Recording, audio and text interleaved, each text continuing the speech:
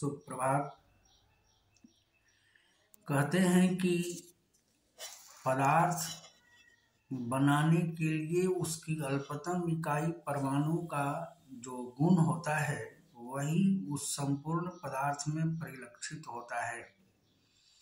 वैशेषिक दर्शन के रचयिता कणाद ने भी इस तथ्य को स्वीकारा था कि विश्व का निर्माण परमाणुओं के द्वारा हुआ है।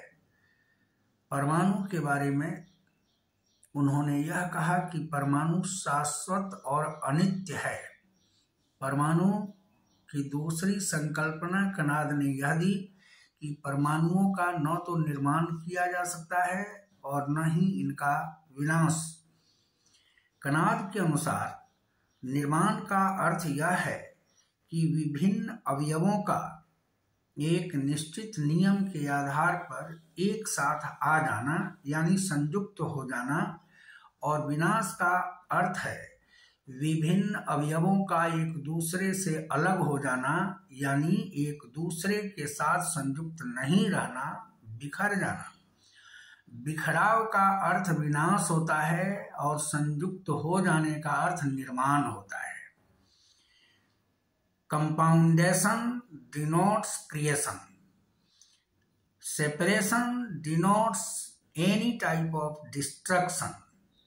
लेकिन परमाणु में अवयव नहीं है। परमाणु चूंकि स्वयं पदार्थ के विखंडन की अल्पतम इकाई का नाम है, इसलिए परमाणु पदार्थ से बिल्कुल स्वतंत्र है। यानी परमाणु निर्माण और विनाश की प्रक्रिया से मुक्त है। संसार की सृष्टि और संसार का प्रलय विश्व की इच्छा के अनुसार ही होता है। फिर भी दिक् यानी स्पेस, काल यानी टाइम, आत्मा यानी सोल, मन यानी माइंड और भौतिक परमाणुओं यानी फिजिकल एटम्स का न तो सृजन किया जा सकता है और न ही उनका विनाश। परमाणुवाद संसार के मात्र उसी भाग की व्याख्या के लिए उपयुक्त होता है जो अनित्य है। वास्तव में वैशेषिक सूत्र का सृष्टि और विनाश संबंधी सिद्धांत अनित्य द्रव्यों की सृष्टि और विनाश का ही सिद्धांत है। वैशेषिक दर्शन की माने तब कणाद ने यह बतलाया कि परमाणुओं के 4 प्रकार होते हैं। ये प्रकार हैं पृथ्वी के परमाणु, जल के परमाणु, वायु के परमाणु तथा अग्नि के परमाणु। परमाणुओं के संयोजन और उनके अलगाव के लिए गति की आवश्यकता होती है। परमाणु स्वयं में निष्क्रिय और गतिहीन होते हैं। उनको गति देने का श्रेय किसी बाहरी शक्ति के ऊपर होता है। वैशेषिक दर्शन में पहले की मान्यताओं के अनुसार जीवात्माओं की सक्रियता ही परमाणुओं को गतिमय बनाती है, परंतु बाद में इस धारणा में बदलाव लाया गया और यह कहा गया कि परमाणुओं में गति की उत्पत्ति स्वयं ईश्वर के द्वारा की जाती है। परमाणुओं का संयोजन एक नियम के अनुसार होता है। सर्वप्रथम 2 परमाणुओं के मिलने से एक द्वयणुक डाई-एटम बनता है। फिर 3 अणुओं के संयोग से एक त्रैगुणक या त्रैणुक बनता है। Atom of triples.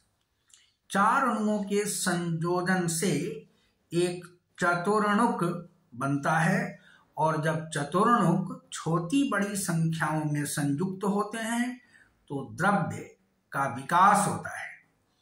यह द्रव्य यानी मैटर के फॉर्मेशन का बहुत बड़ा सिद्धांत है। स्थूल रूप से धरती, अग्नि, वायु और जल को भी चतुर्णुओं के संयुक्त होने का परिणाम कहा जा सकता है। विश्व में जो व्यवस्था हमें दृष्टिगोचर होती है वह जीवात्माओं के पूर्व कर्मों का फल होती है। बाद में पाश्चात्य वैज्ञानिक और वैज्ञानिकों के सिरमौर सर आइजक न्यूटन ने भी यह कहा कि to each and every action there will be equal and opposite reaction, गति का तीसरा नियम। यानी जो जीवात्माओं के द्वारा कर्म संचित होते हैं उसका फल उन्हें भोगना होता है, परिणाम उनके समक्ष होता है। अदृष्ट नियमों से प्रभावित होकर ईश्वर सृष्टि का कार्य संपादित किया करते हैं। जीवात्मा अपने कर्म, ज्ञान और बुद्धि के अनुसार सुख दुख प्राप्त करते हैं। यानी जीवात्माओं के सुख दुख भौतिक नियमों के अधीन नहीं है, बल्कि इनके लिए अलग नियमावली है जिसे कर्म का सिद्धांत या कर्म के नियम के नाम से जाना जाता है। ईश्वर तो मात्र जीवों के धर्म और अधर्म के अनुसार ही उनके सुख दुख के लिए परमाणुओं की सहायता में सृष्टि करते हैं। परमाणुओं की सहायता से सृष्टि का विकास करते हैं, सृष्टि की गति को देखते हैं।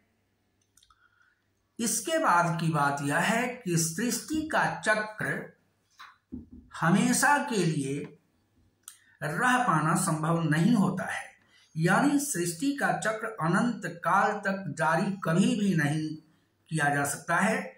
जिस प्रकार दिन के बाद रात होती है और रात के बाद दिन होता है, उसी प्रकार जगत में सृष्टि का नियमित हो जाना या जगत में सृष्टि का जारी रहना अंततः उस प्रलय में जाकर के समाप्त होता है, जो नवीनता या नियमितता के सुंदर दृश्य को देखने के लिए परिलक्षित होता है। एक व्यक्ति दिन भर मेहनत करते करते थकता है और रात्रि में उसे विश्राम की आवश्यकता होती है। उसी तरह जीव भी सुख दुख का अनुभव करते करते थकान को प्राप्त होता है और उसे विश्राम का अवसर दिया जाता है। यही विश्राम का अवसर मानवीय जीवन का प्रलय कहलाता है। दो प्रलयों के बीच जिस सृष्टि की उत्पत्ति होती है उसे श्रुति की माने तो कल्प है। एक कल्प के बाद दूसरे कल्प का आगमन होता है और यह क्रम लगातार चलता रहता है। इस प्रकार वैशेषिक दर्शन के द्वारा परमाणु की उस प्रकार की अद्भुत व्याख्या हुई जिसे बाद में जॉन डाल्टन ने परमाणुवाद के सिद्धांत के नाम से कुछ अलग ढंग की बातों को जोड़ करके दिया।